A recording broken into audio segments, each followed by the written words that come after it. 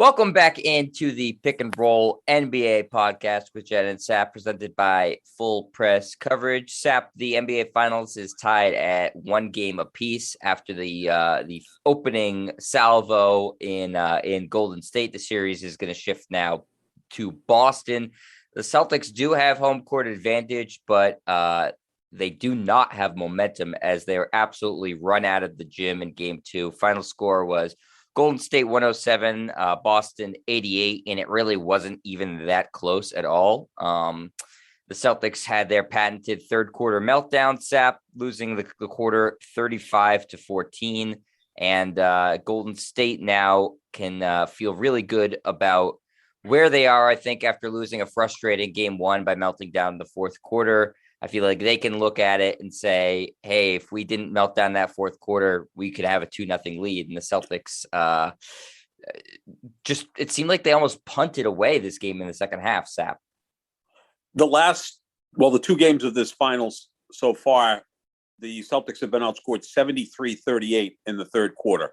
It's nearly a 2-1 margin. Look, Golden State's always been great in the third quarter.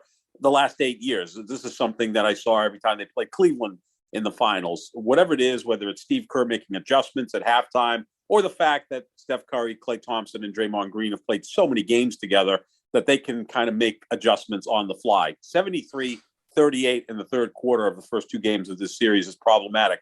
The biggest problem, though, Jet, turnovers. Once again, turnovers, and that's been an Achilles heel of the Celtics throughout this postseason. When they keep it under 13 in turnovers, they win. When it's 13 or more, they lose. Well, last night they had 19 turnovers, 7 in the first quarter when I thought they were in control of the game with a 9-point lead. If they take care of the basketball better in the first quarter, maybe they build that lead up to 15, 16 points. Instead, they're down 1 going into the second quarter after Jaylen Brown and Jason Tatum combined for 26 first quarter points. So it's about turnovers. And also among those turnovers, we're talking about live ball turnovers. 15 of the 19 turnovers were live ball turnovers, meaning Golden State had 15 steals. Golden State turned that into 33 points. That was the biggest difference in the game. Take care of the basketball. You've got a better chance to win. And I always push back on the notion that, well, they got the split in San Francisco. The problem with that is we've seen in the last two series, the Celtics have not played well at home. They're 3-4 over the last two series against Milwaukee and Miami. I will almost guarantee you that Golden State's going to win one of these next two, or if they have to come here and win Game 6, they're going to get a win at TD Garden because Golden State has won a road playoff game in 29 consecutive series. They're certainly good enough and experienced enough to win on the road. And the Celtics, quite frankly, over the last two series have not been good at home. They're going to have to win another game in San Francisco if they want to win this title. They had an opportunity last night. I know the final score was 107-88, and the lead was up to 29 early in the fourth quarter. But the Celtics had an opportunity in the first quarter to take hold of that game and put a lot of pressure on Golden State, but the turnovers absolutely killed them. And, oh, by the way, you had 3 starters, each scored 2 points. Marcus Smart, Rob Williams, and Al Horford each scored 2 points. You're not winning games with that lack of production. Yeah, those guys were really bad in the game, especially after Game 1, where Al Horford and Marcus Smart really shined, and Rob Williams was more effective too, certainly in that game. But yeah, those guys are really bad, and obviously the story of the game is turnovers, without a doubt. You can't win a game against Golden State when you're just spotting them possessions and spotting them points. As we talked about before the series and after Game 1, Sap, that they are a front-running team and they can absolutely pile on you. And the Celtics allowed them to do what they do best, which is get momentum and then just absolutely pile on the scoreboard to the point where the Celtics were down, I think, 30 at one point, Sap. Just absolutely blow the Celtics out of the building. And I think a lot of the issue with the turnovers is just it's a lack of concentration and a lack of effort. The same sort of thing we saw in the Miami series that hurt the Celtics. If you do that against Golden State like they did last night, you're going to get blown out. You're not going to be able to keep it close. You know, Miami is offensively challenged. Golden State certainly is not.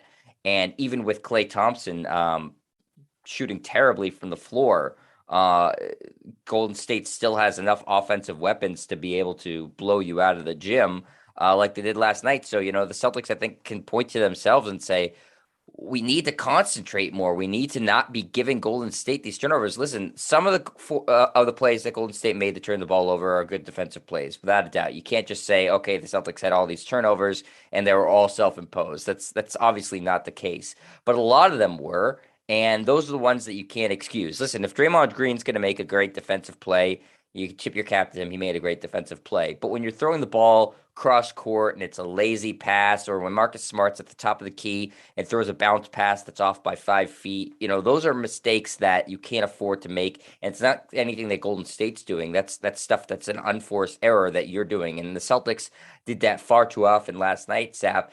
In addition to that, and I do want to preface this by saying I agree with you. The turnovers were the biggest problem in this game for the Celtics. They cannot win when they turn the ball over like that. I do think that it's worth mentioning in the first quarter, the officiating was horrible on the Celtics end, and I know I'm the Celtics honk Sap, and maybe you'll disagree with me here, but the Celtics got out to a good start, and I thought the officiating, they got about three terrible calls in a row, and I thought that sapped all, no pun intended, all momentum away from the Celtics with the really poor officiating. And then from there, the Celtics did a lot of shooting themselves in the foot and getting frustrated and making bad turnovers. But I do think that the poor officiating in the first quarter did have an impact on the game going forward.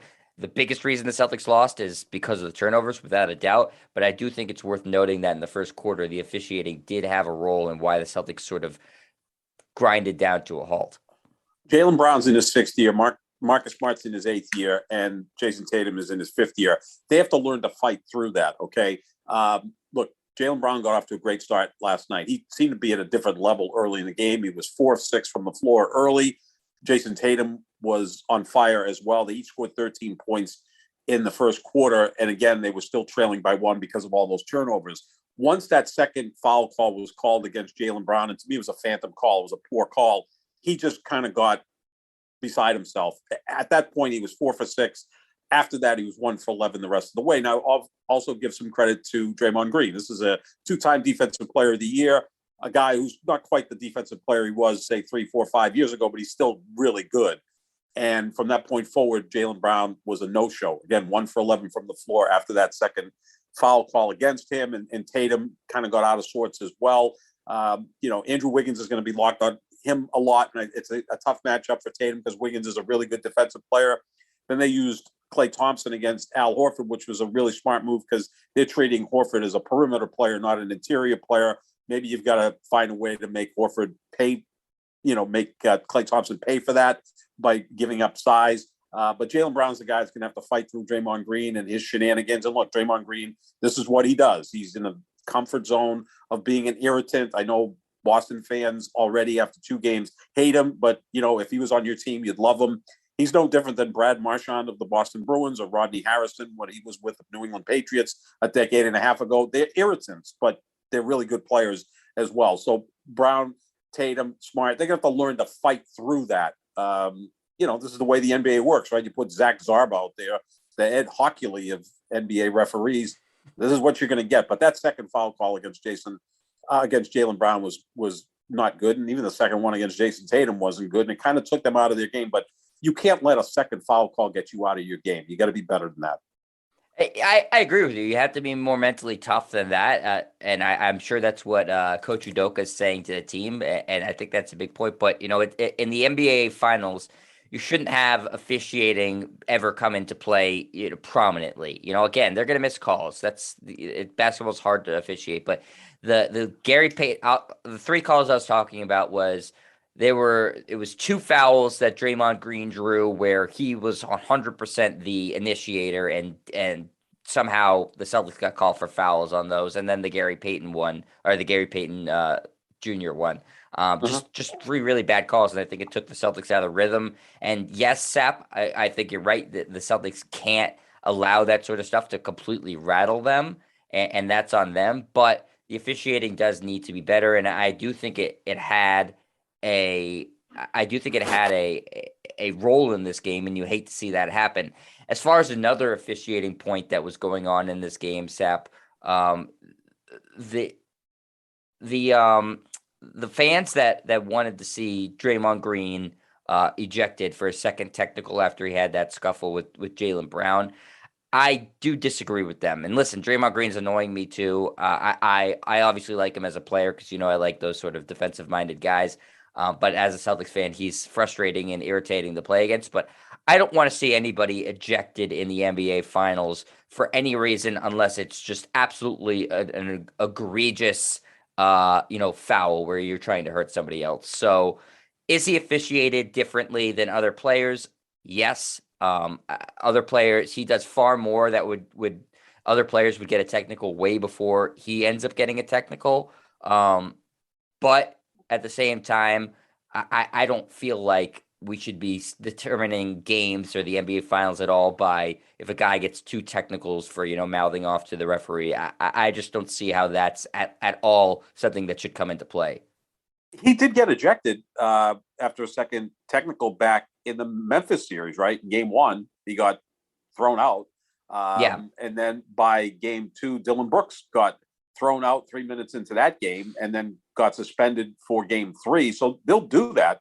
So we know Draymond Green has a history of that. And I just have to always push back with when people say, well, Draymond Green got suspended for game 5 of the 2016 finals against LeBron because the league wanted LeBron to win that title. The way that worked was, there's a system of demerits, and it was, flagrant 1, flagrant 2, technical, whatever it may be. And after it adds up to a certain point, you get suspended, right? And that's what happened with Draymond Green in that finals. There was no determination by the league after game 4 of that series to say, you know what, it's 3-1. We got to make sure LeBron wins this title. So let's just arbitrarily suspend Draymond Green for game 5. No, it had built up to that point, right? With flagrant 1s or flagrant 2s or technicals, whatever the system was put in place, he was a violator of that. So that's why he missed game 5 of the 2016 finals. I don't think it went to the point where he and Jaylen Brown were going to get double technicals. I think if that happens earlier in the game and no technicals were handed out, maybe they would have each gotten a technical for that, although I'm not sure what Jaylen Brown did other than just try to defend himself a little bit because, again, Draymond Green, that's what he does. I mean, you're talking about the other foul, too, is where he essentially tackled Grant Williams and somehow Grant Williams got tagged for that foul. And then that's when Green got the technical. This is how he plays. He's still an elite defender, not quite what he was 3-4 years ago. He's going to try to get in everyone's head. And it did work last night because Jaylen Brown was out of sorts really from the second quarter on when Green, his intensity went up a tick and he was getting in Jaylen Brown's kitchen and playing really good defense. So that's what he does. You don't want to see players get thrown out of games without question, but they've already suspended Draymond Green earlier in the postseason for what he did against Memphis and got a second technical and got thrown out of that game in game 1. And Golden State was able to win that one. The key here, that second foul against Jaylen Brown, which again was a phantom call, it just got him out of sorts, but he's got to be better than that because he's a borderline superstar type player. He's got to be better than that. I agree. I definitely think he has to, overcome that sort of frustration that comes with, Draymond Green being an irritant and the officiating not being great. You can't just say, oh, that happened to me, I'm going to, curl up into a ball and not be an effective player. You definitely can't. So you're right on the money there, Sap. It's frustrating, to see officiating be a factor at all. And again, the bigger thing is the Celtics turnovers and not responding well. I'm airing my grievances, Sap. Yes. That's what I'm doing right now.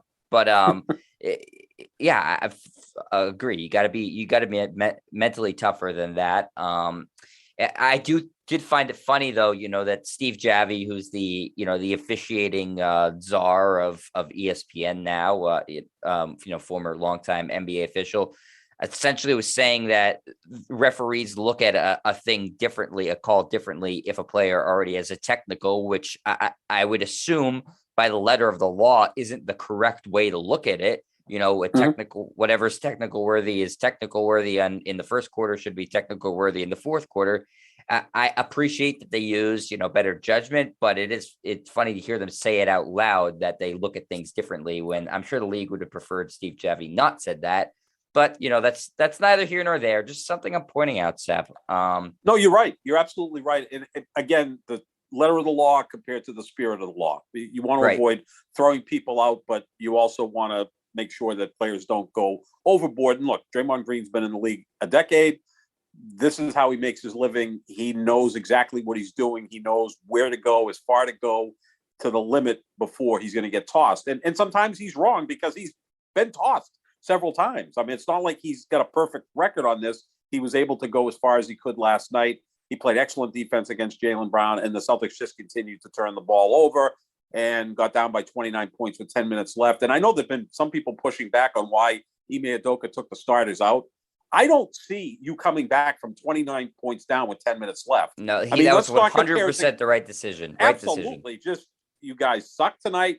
Go sit down. Let the scrubs get in there. We've got another game coming up Wednesday. I don't want to get you guys gassed or hurt or whatever the case may be. Like, game 1 to game 2, the comebacks would have been totally different.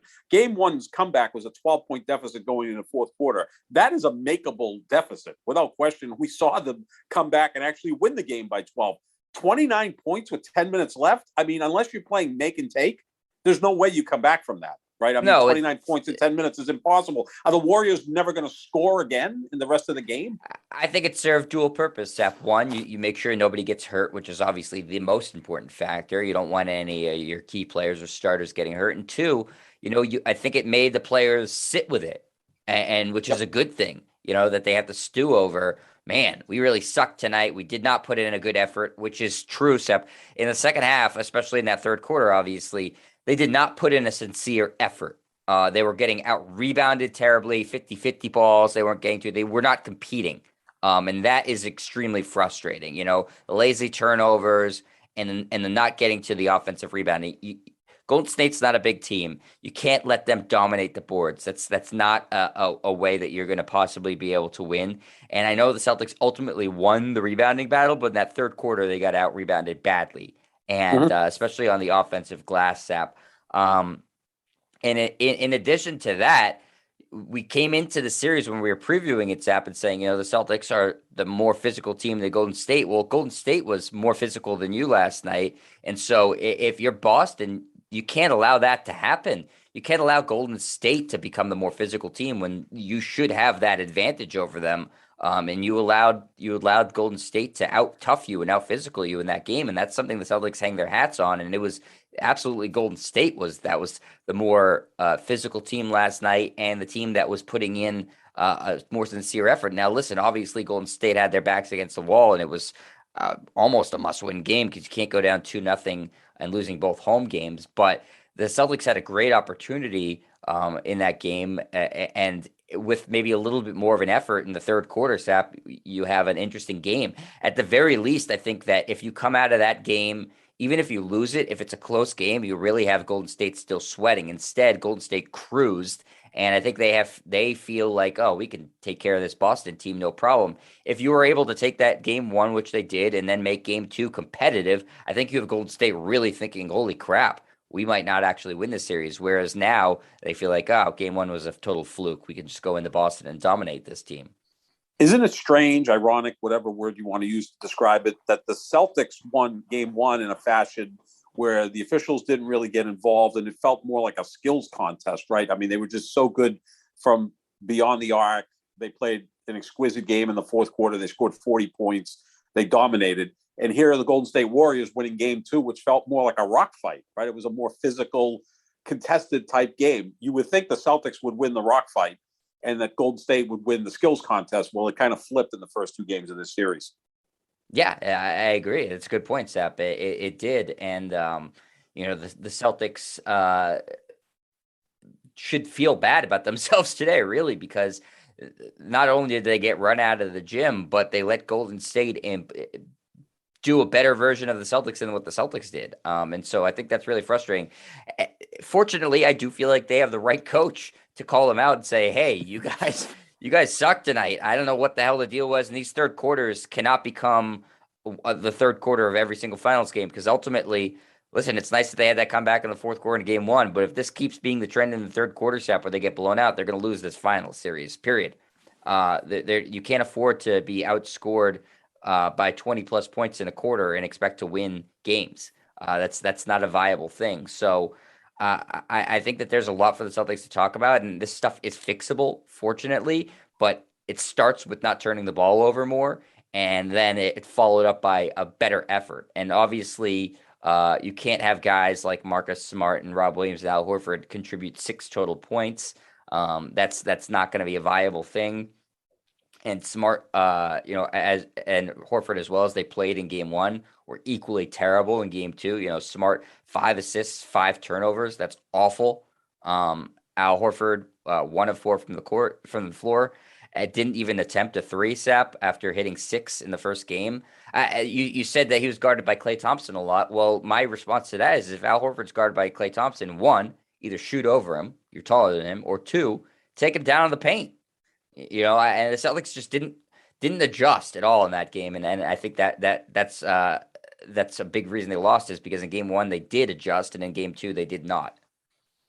Yeah, and they just shot the ball better, obviously, in game one and game two. Although they started out really hot in game two, they were 10 of 19 from three in the first half. Mel looking at that saying you should have a lead at this point. Instead, you're trailing by 2 because of all the turnovers. So many more possessions for Golden State, and again, those live ball turnovers turn into points. If you have an offensive foul or if you sail a pass into the stands, well, then you have an opportunity to set your defense. When you're throwing a lazy cross-court pass that Draymond Green steals or Steph Curry steals, Golden State can get right into their offense, and next thing you know, someone's nailing an open three, whether it's Steph or whether it's Jordan Poole in the third quarter, who to me seems like the ultimate front runner. I mean, if Golden State has a 10-point lead, put that guy in there. He'll extend it to 20. I mean, if you think Scott Foster's the extender, I think Jordan Poole's the extender, but if you get Jordan Poole in a close game, his defensive liability is going to be shown. And I thought we saw that in game one. So take care of the basketball and maybe get a 15-point lead at the half because Golden State, look, this is something they've done for 8 years where they dominate the third quarter. It's always been like that. Now, at times when you had Kevin Durant on the team, you just had more talent. So, you came out in the second half and they took it seriously and they blew doors. But it just seems like whether it's Kerr making adjustments, but more likely that Curry, Thompson, and Draymond Green have just played together so long that they can do these adjustments on their own, on the fly, and they go from there where they turn a close game into a blowout, and they did it again in game two to the point where they outscored the Celtics by 21 points. So far in the first 2 games of this series, Jet, the Celtics have had a quarter where they outscored Golden State by 24 points, 40-16 in the fourth quarter of game one. Golden State came back in quarter 3 of game 2 and outscored the Celtics 35-14, outscoring them by 21 points. In fact, I believe Steph Curry scored as many points in the third quarter in game 2 as the Celtics did, 14 points. I think this all leads me to believe in this verbiage that I'm going with is like a salad of way too many words, that these are both flawed teams. I mean, they're good teams.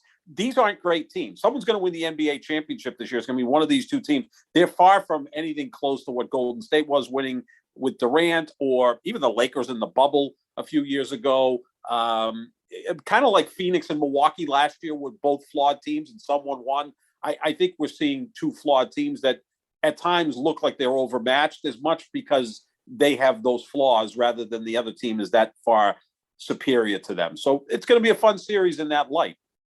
Yeah, and now it's on the Celtics to adjust and to be able to respond from getting embarrassed. Golden State was obviously embarrassed in that fourth quarter and in game one, and the Celtics need to respond. They have responded extremely well from losses. They haven't lost the game consecutive games in the postseason. It's been a while since they've lost consecutive games, so this is a team that's been able to rally back. But you're playing a different type of team in Golden State right now, and they just handed you your worst loss since I think January or February. So the Celtics can't just say, "Oh, we've responded really well from losses in the before." We'll just assume we're going to win this game. You got to take each game individually and adjust. And the things that they did wrong in game 2 are fixable, but they need to be able to put in a better effort, turn over the ball a lot less, and adjust on the fly a little bit better, like Golden State did. Sap, the things that Celtics did in game 1, especially towards in the fourth quarter, they didn't do in game 2. They let Kevon Looney get a lot of open dunks, which is just inexcusable. And when Jordan Poole is in and he's lighting it up from 3, they weren't challenging him on defense. Jordan Poole's a terrible defensive player, Sap. If he's in, you got to make him pay. defensively, and that's something they did in game one, and he was ineffective. And in game two, they didn't even try to challenge him, and he just sort of did whatever he wanted on offense. So a lot of stuff to look at, but plenty of stuff to fix. It is fixable, but it's certainly frustrating that the Celtics, I feel like, had an opportunity to really put their foot on the throat of the Warriors, and instead it seemed like they said, "Ah, well, we have one game in the bag. We did a split in Golden State. We should feel good about ourselves," and then just sort of punted in that second half of game two, and they're like, "Okay, we can leave here tied one and feel good at one game apiece and feel good about ourselves." Where that's not the right mentality in the finals at all, Sap. No, you had an opportunity early to take control of this game, get a 2-0 lead, and really take control of this series. And now, best of five, you do have home court advantage, but Celtics haven't played really all that well at TD Garden in the last two series, and we know Golden State's quite capable of coming in here and winning a game. That's why I always felt that going into this, they were going to have to win at least 2 games in San Francisco to win this series. Now they only have 2 opportunities to win one. So it's going to be interesting. And again, these teams are both, well coached, good teams, play excellent defense, but they're both flawed. So it's just going to see who can hide their flaws better going forward. And I think the biggest takeaway I got from last night is Rob Williams is not right. It almost feels like you can count on him every other game. Like he was effective in game one. He wasn't effective in game two. Maybe he'll be effective in game three. We'll see what happens going forward with Rob Williams, because that is a big piece that they're missing. A guy that, who throughout the season was a 30 minutes per game guy, who was a great defender, who was also a contributor on offense with the lob. In game two, he was really actually a net negative because he wasn't helping you in any way, shape, or form. So that's a problem as well, but you're going to have to fight through that and see what he's going to be able to give you over the next game or two. Yeah, I think that's a fair assessment. Sap is he's I appreciate that he's gutting it out. It's the finals, and he wants to play, and I think that he showed in game one he can still be effective, even at whatever percentage he is. But you can't say we can't game plan on him being a big factor in it. You can't say, okay, we need Rob Williams to have a big game here. He's just not close to 100% enough to be able to say, all right, Rob Williams is going to be the X factor in this game. I do think at times he can give you some good minutes. He didn't last night, but in game one he did. But the Celtics need to assume that he's more likely than not going to not be able to, be super effective on the court, and they're going to play him in short spurts. But it's something that I think anybody with eyes can see he's not right. So I appreciate that he's getting it out, and I do think that in short spurts he can be useful. But again, you can't rely on him right now with his health being what it is. But Sap, moving away from the NBA Finals, there is some NBA news, as there is always NBA news, regardless of what's going on. And that the Utah Jazz are now looking for a head coach, as their longtime coach Quin Snyder, surprisingly to some, resigned, and the ripple effects are already being talked about, as their star player Donovan Mitchell was taken really off guard and is apparently now very uncertain about his future in Utah. Somebody that's been, rumored for a while to leave Utah, as most players are, because it's such a small market. So, Sap, a couple questions for you on the Quin Snyder front, because I think we both think he's a good coach. One, where does he end up?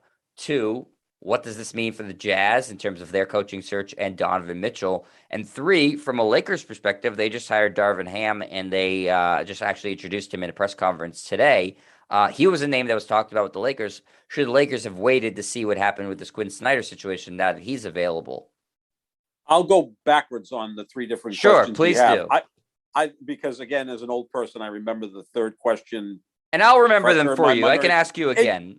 There you go. That's what happens. But by the time we get, a minute into this, I'll say, what was the second point?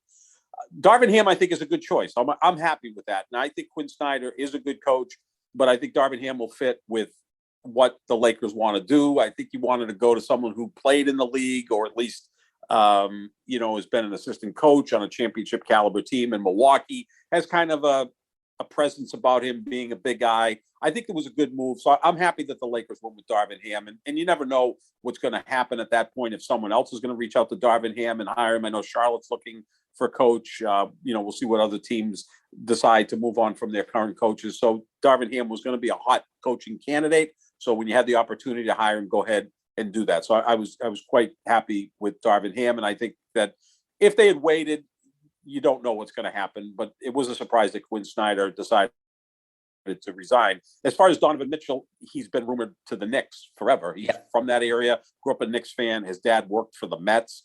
What exactly would the Knicks have to send back to Utah for Donovan Mitchell? I would think Julius Randle would have to be part of that. RJ Barrett. I don't know if they want to do that, though. Right. Yeah. I mean, and look, the Knicks they had one good year in the last 10, right? I mean, they made it to the playoffs. They got knocked out by Atlanta in 5 games, and the Garden was rocking, and it's a great market and a great fan base, but they just can't seem to get out of their own way. And obviously, old Italian adage, and I think every culture has it: the fish stinks from the head down. So that's Jim Dolan, who runs a team, one of the worst owners in all of sports. I think that Donovan Mitchell wants out. I know the connection with Utah is that Dwayne Wade is a minority owner there, and that was Donovan Mitchell's favorite player, but that only means so much, right? At some point, that's going to wear off for Donovan Mitchell, that, his idol owns 2% of the Utah Jazz. He's going to Right. How often is he in Utah anyways, Dwayne Wade? Exactly. Yeah, I don't think Dwayne Wade's hanging out in Utah all that much. It's not like he's 2% owner of the Lakers where you'd see him at every game. I also just think that when we look into this, like, what does Danny Ainge have to do with this? That's right? The big factor for me. Yeah. He's running things in Utah. So is he already pissed off Quin Snyder? Is Quin Snyder and Danny Ainge not, simpatico? And Quin Snyder just said, well, let me just move on.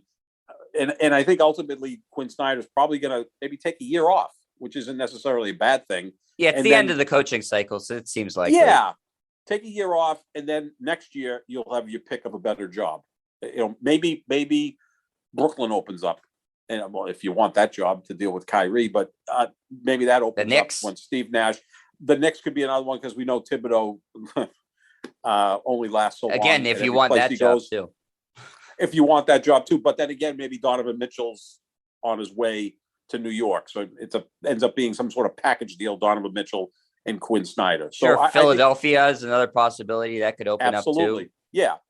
He's a good coach without question. Look, I think over the last 8 years, the Utah Jazz have the best record in the Western Conference over this 8-year period, and they've what do they have to show for the finals. That's the thing. I think Colin Cowherd said this on his show today or yesterday, that they're kind of become like the Green Bay Packers. They're always there, but they can't quite break through because they don't really attract free agents. Like, who wants to play in Salt Lake City, or who the hell wants to play in Green Bay, Wisconsin?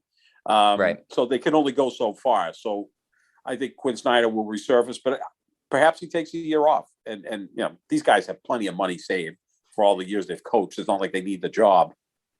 So, Sap, ultimately, Utah, it's of interest to me, and I think to you too, because we experienced the Danny Ainge thing for almost 20 years here in Boston. And, he is a fascinating GM, because sometimes he's, wheeling and dealing. Other times he's hoarding draft picks like, they're gold. But, he does have an experience with 2 teardowns, where he tore down the Celtics when he first got there, the Antoine Walker, Paul Pierce version. He tore that thing down to basically just Paul Pierce. And then again, when the Pierce, Garnett, Ray Allen era was over, he tore down that. Obviously, the Celtics are seeing the fruits of that labor now, with Tatum and Brown being the prize for trading those guys. So do you see Ainge doing a teardown in Utah? And we talked a lot about his health, Zap, when he was with the Celtics. He had heart issues. He's not the youngest guy in the world anymore. Does he want to do a teardown? Is he going to do a teardown? What do you think happens in Utah now? It seems like that's in his DNA, right? He likes to do that, then he reconstructs the team. And I think Danny Ainge knows talent. There's no question about that. Look at his drafts for the most part, especially the last 6-7 years. He nailed the drafts. I mean, Aaron Nesmith and Romeo Langford were misses. But other than that, look, he got Rob Williams late in the first round, Peyton Pritchard late in the first round, Grant Williams, who's a nice piece, got him around 18th in the first round. So, I mean, he knows how to draft. The Brown and Tatum ones, clearly home runs. Marcus Smart was a good draft choice at number 6 in 2014. He knows how to draft. He knows talent. He knew to go get Kyrie Irving, sign Gordon Hayward, Al sign Al Horford. Yep. Horford, Kemba Walker, although that was kind of a miss because of the knee, and maybe they should have done more research on Kemba's knee. And ultimately, he obviously was trying to get Kevin Durant. Look, I could have been the general manager and had the great idea of signing Kevin Durant as a free agent, and I'm an idiot. I mean, I'm not going to give him credit for that one, and it didn't actually happen. It failed, and then obviously his master plan was to get Anthony Davis, which would have backfired in a sense. Because believe me, New Orleans would have wanted Brown and Tatum for Anthony Davis, right? Because look what the Lakers had to give New Orleans for Anthony Davis. They had to give Brandon Ingram and Lonzo Ball, who came into the league the same year that Tatum and Brown came into the year and actually were drafted one spot ahead of Tatum and Brown. That's what right. would have taken to get Anthony Davis. I love when people go, well, Jaylen Brown would have got Anthony Davis. No, he wouldn't have. No, not in 2018, 2019. Anthony Davis was an elite player, and we don't know how good Brown and Tatum were going to be at that point. We thought they'd be good, but you would have had to part with both of those guys for Anthony Davis. Would that have kept Kyrie Irving here?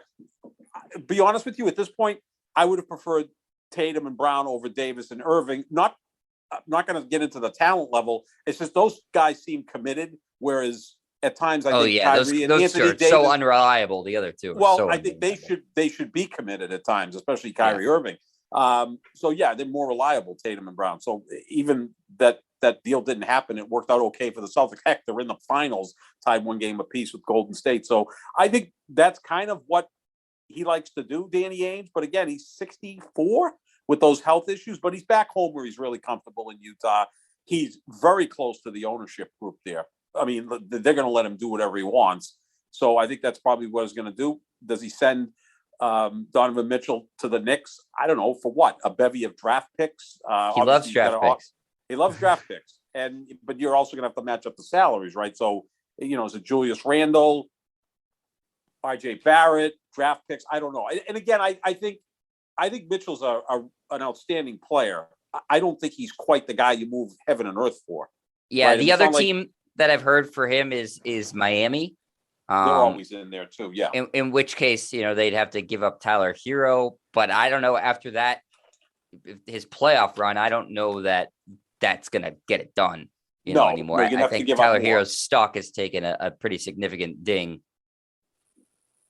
Yeah, I mean, Bam Adebayo, but do you really want to? And how's that going to fit with Rudy Gobert? With Utah going to go with two bigs? Although Bam Adebayo is versatile enough. One of those guys is going though, right? At this offseason, wouldn't you imagine Gobert or Mitchell? At least one, maybe both. Yeah, because they don't get along.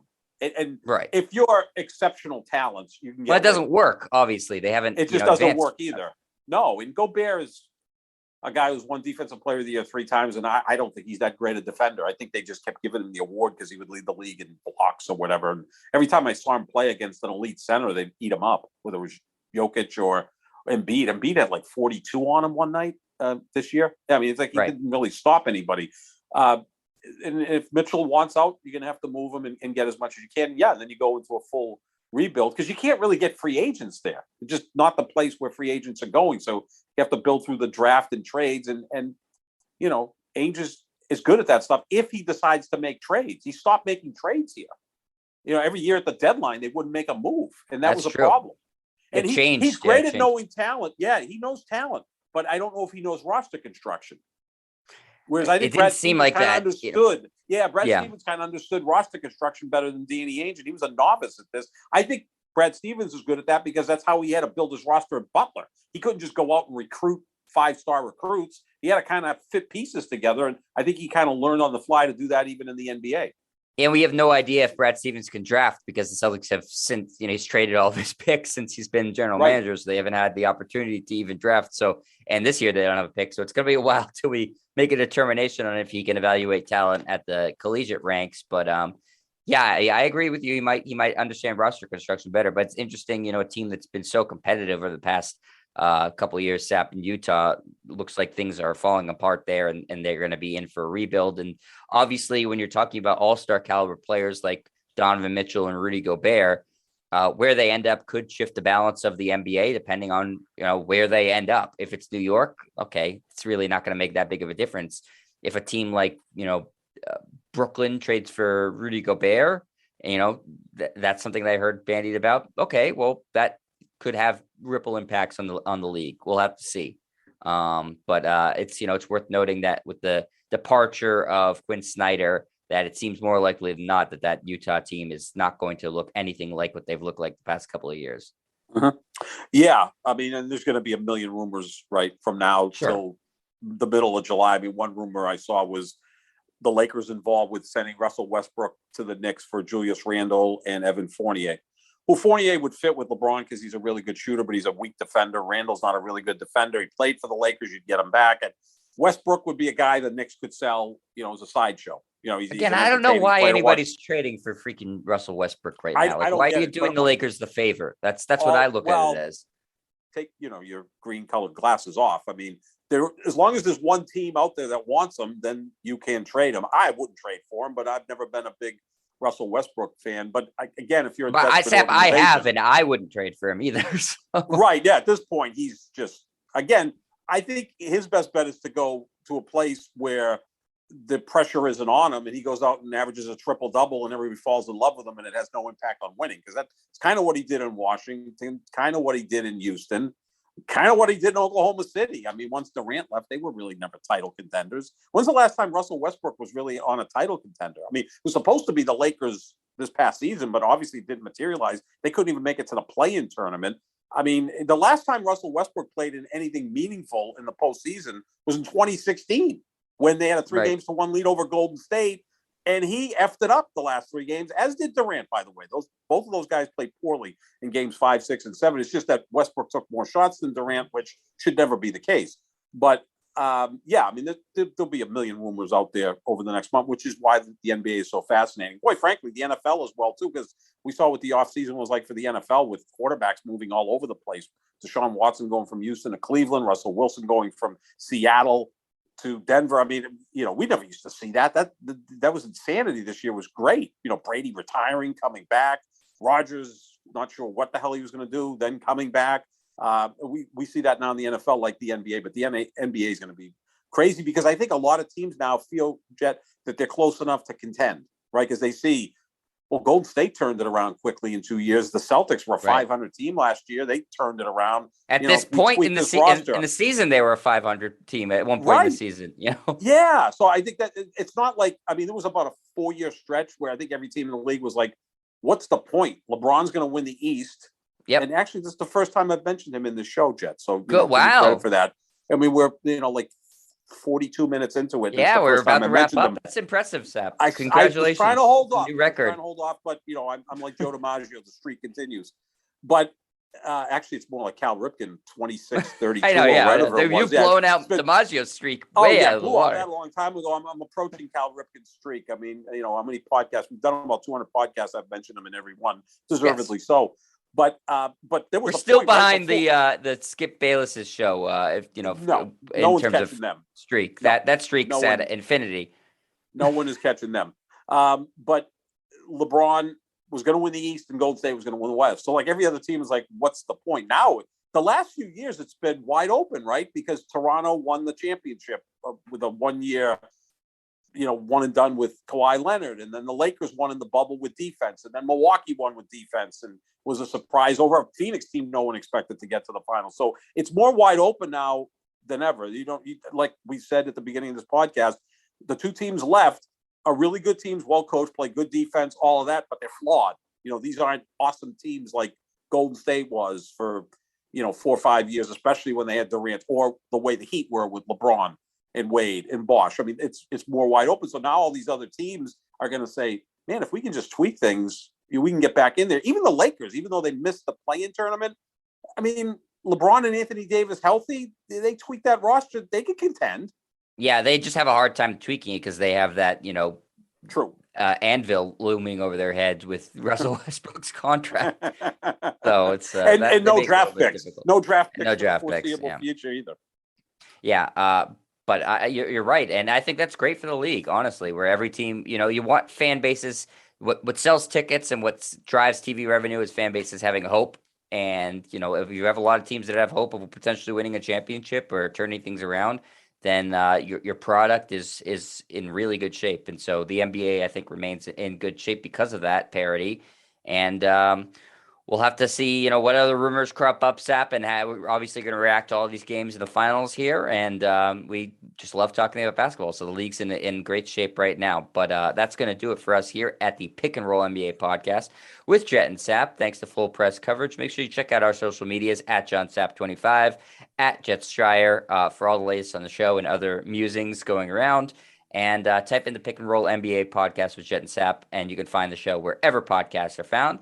We will talk to you after game 3, everybody. See you then. Bye.